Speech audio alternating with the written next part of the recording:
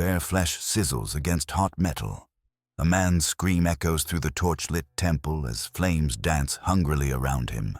He is trapped inside a great bronze basin set over a roaring fire. The bronze glows red-hot, slowly roasting him alive. High above, in the shadows, a figure watches in cold silence the pharaoh who ordered this terrible fate. In ancient Egypt, under the reign of Pharaoh Busiris, death did not come quickly or mercifully for those who incurred his wrath. It came in the form of fire, agonizing and ritualistic, while an entire nation looked on in dread. Our story begins in Egypt, in an age of catastrophe. The Nile River, lifeblood of the kingdom, had ceased its annual flood. Year after year of drought ravaged the land. Crops withered to dust, and people grew gaunt with hunger. By the 9th year of famine, a sense of doom hung over Egypt. In bustling temples and barren fields alike, whispers spread that the gods had abandoned Pharaoh Busiris's realm. Desperate to save his kingdom, Busiris sought counsel from priests and oracles, grasping for any solution to end the curse of the failing Nile. One fateful day, a foreign wise man arrived from Cyprus, a seer named Phrasius. He claimed to know how to appease the gods and restore Egypt's prosperity. In the pharaoh's court, Phrasius delivered a shocking prophecy. The drought would end only if Egypt sacrificed a foreigner to the gods every year. The words fell like a stone in a still pond. Unbelief and horror rippled through the court. Egypt had long prided itself on piety and order. Human sacrifice was nearly unheard of in living memory. Could the gods truly demand such a price? Pharaoh Busiris faced an agonizing choice. His people were starving. Rebellion simmered at the edges of the kingdom. Perhaps in that moment, fear eclipsed morality. Busiris decided that no cost was too great to save Egypt, even if it meant spilling innocent blood. To prove his grim resolve, he turned on the prophet himself. This foreign seer, Phrasius, became the first victim of the very cure he had proposed. Busiris ordered him seized and led to the altar. In front of a stunned gathering, the pharaoh made an example of Phrasius. The man's throat was cut and his blood offered to the gods.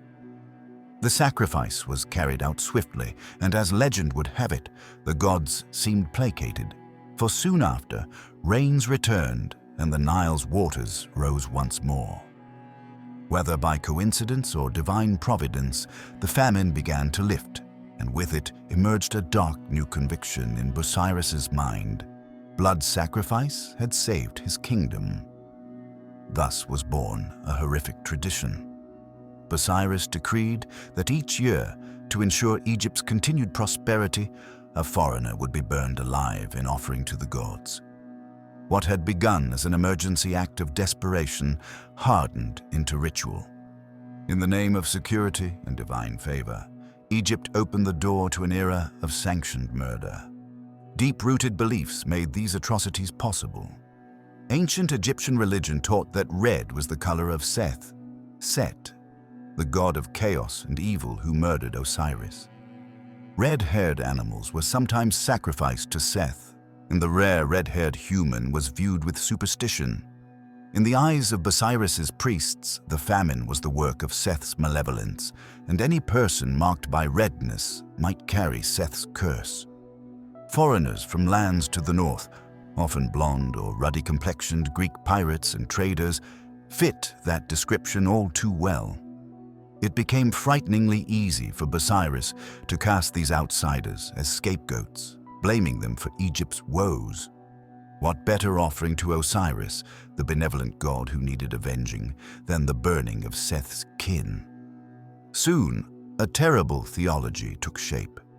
By burning alive those who resembled the enemies of the gods, Busiris's court argued that Osiris would be appeased and balance restored.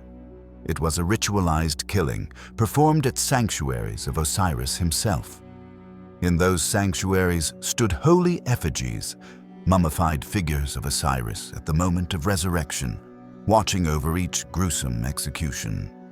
Every sacrifice was staged as a cosmic drama, the destruction of an evil life by fire to ensure Egypt's renewal.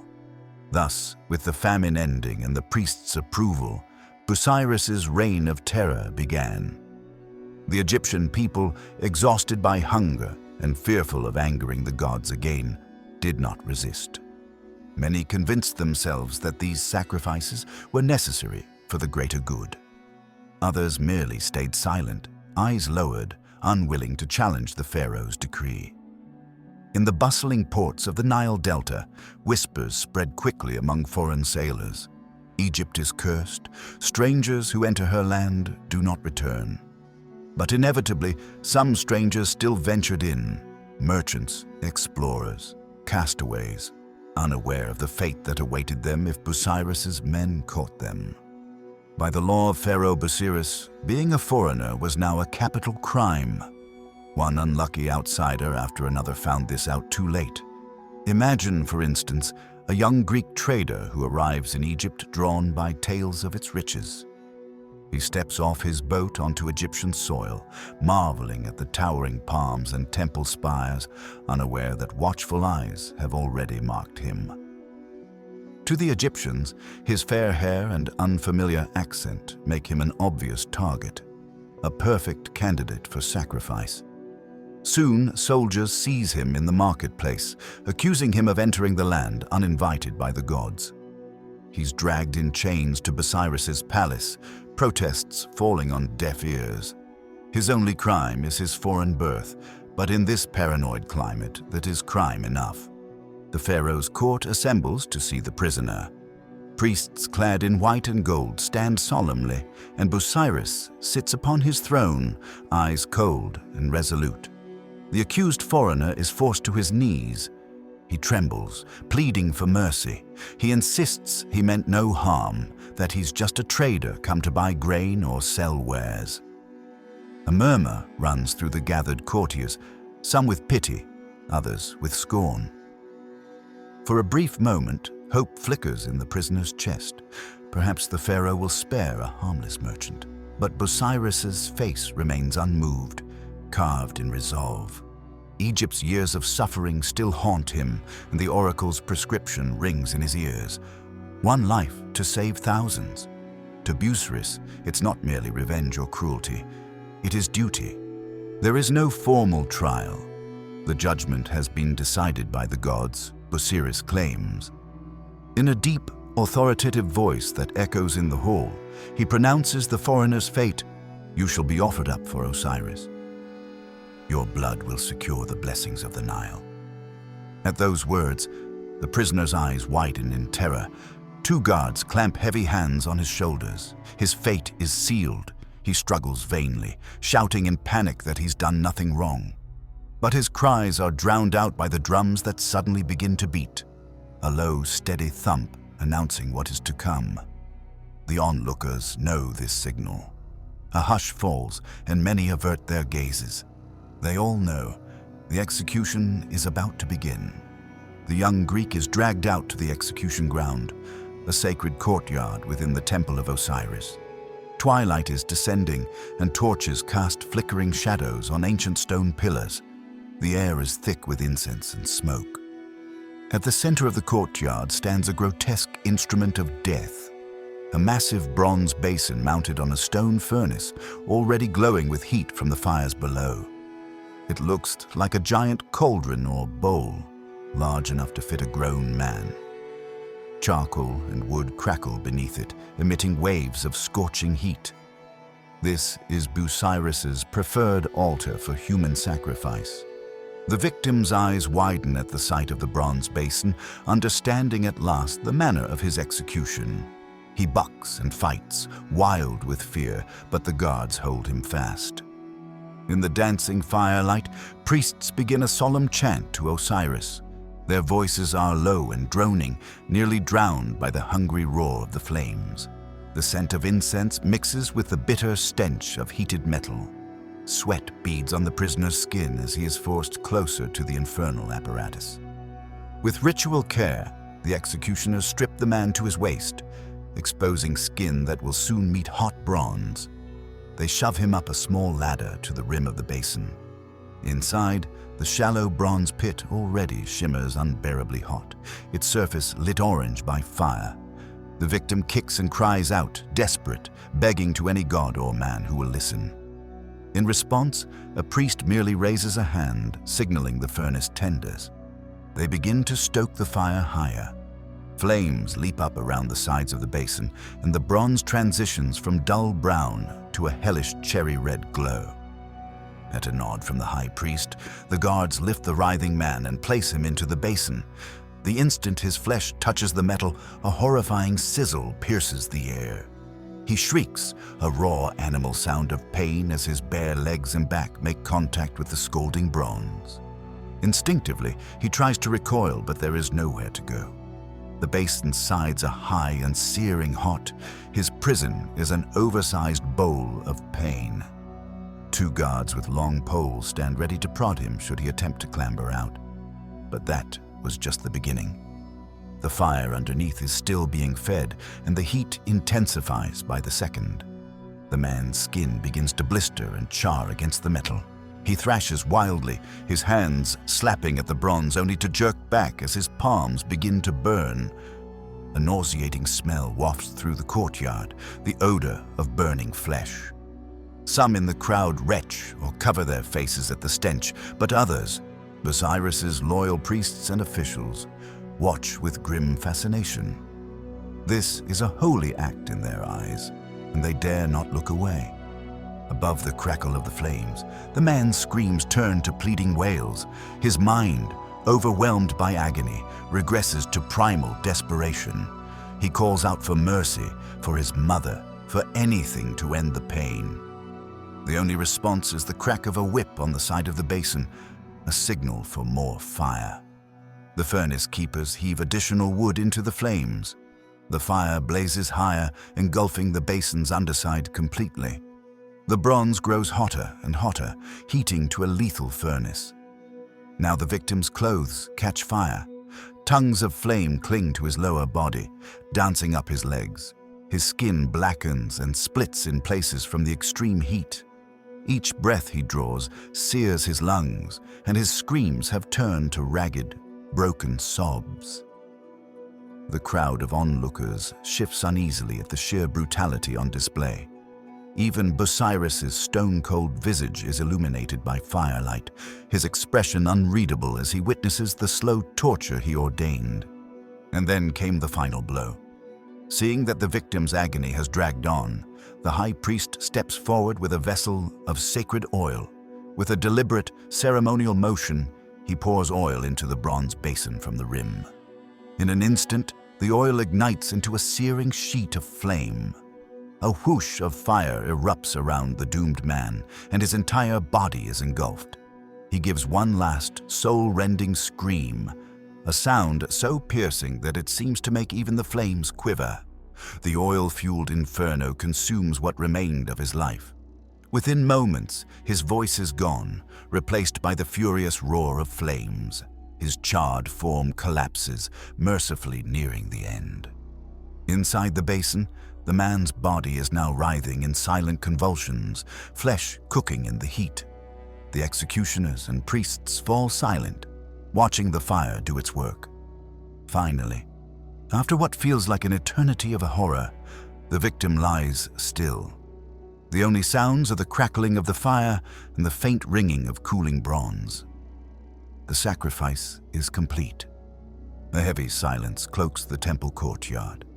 The smell of charred human remains hangs in the night air, a grim reminder of what has just transpired. Many in the gathered crowd are pale and shaken. They have witnessed the raw edge of human cruelty and divine supplication. Some of Busiris's subjects look away, wiping tears or covering their noses. Others, particularly the priests, step forward reverently to tend to the aftermath. They will collect the victim's ashes as if they were holy relics to be scattered in the Nile or buried at the foot of Osiris's idol. The pharaoh's face is lit by the dying fire as he raises his arms and proclaims that the gods are satisfied. A few voices in the crowd give a weak cheer, while others simply bow. accepting this horror as the price of survival. Yet beneath the outward obedience, many Egyptians began to question their pharaoh. Families of the sacrificed mourned quietly, and some wondered whether Busiris had saved Egypt or stained it forever with innocent blood. The annual ritual of burning foreigners tightened his grip through fear, but each fire left deeper scars. Egypt's prosperity came at a price, and whispers grew that Busiris had invited not blessing, but a new curse, the curse of his cruelty. As the story goes, Heracles, a towering son of Zeus famed for his strength, came to Egypt during his adventures. Warned about Busiris's heinous custom, Heracles nonetheless allowed himself to be captured by the pharaoh's men, feigning weakness. Like so many before him, he was bound with ropes and led to the altar of sacrifice, even crowned with ceremonial lotus flowers, as was customary for an honored victim. But when the moment came and the priests tried to shove him towards the bronze basin, Heracles burst out of his shackles with superhuman force. The tables turned in an instant. This time it was Busiris's guards who screamed in fear. Heracles seized Busiris's own sacrificial knife and club, and a bloody reckoning began. In a fury, Heracles struck down the priests and executioners who had tormented so many. The legend says he confronted Busiris himself in that courtyard. The pharaoh, who had never shown mercy, now begged for his life, but Heracles was as pitiless as the flames that had claimed Busiris's victims. Some accounts claim Heracles dragged Busiris toward the very bronze basin he had used for his sacrifices, giving the tyrant a taste of his own terror. Ultimately, the hero killed Busiris. Some say by bludgeoning him with his mighty club. Others insist he offered Busiris as a sacrifice in the same ritualistic manner Busiris had used on others. In either case, the reign of Pharaoh Busiris met a violent, well-deserved end. The dark ritual of burning the innocent died with him. In the wake of Busiris's fall, Egypt seemed to awaken from a nightmare. The practice of human sacrifice was abolished and condemned. Later, Egyptian historians and priests would insist such events never truly happened, or that if they did, it was in the hazy realm of myth, something ancient Egyptians would never do. They distanced themselves from Busiris's legacy, eager to wipe the bloodstains from their history. And indeed, by the 6th century BC, records show that even troublemakers were no longer executed by fire in Egyptian ritual. The horrific custom was abandoned, surviving only in cautionary tales.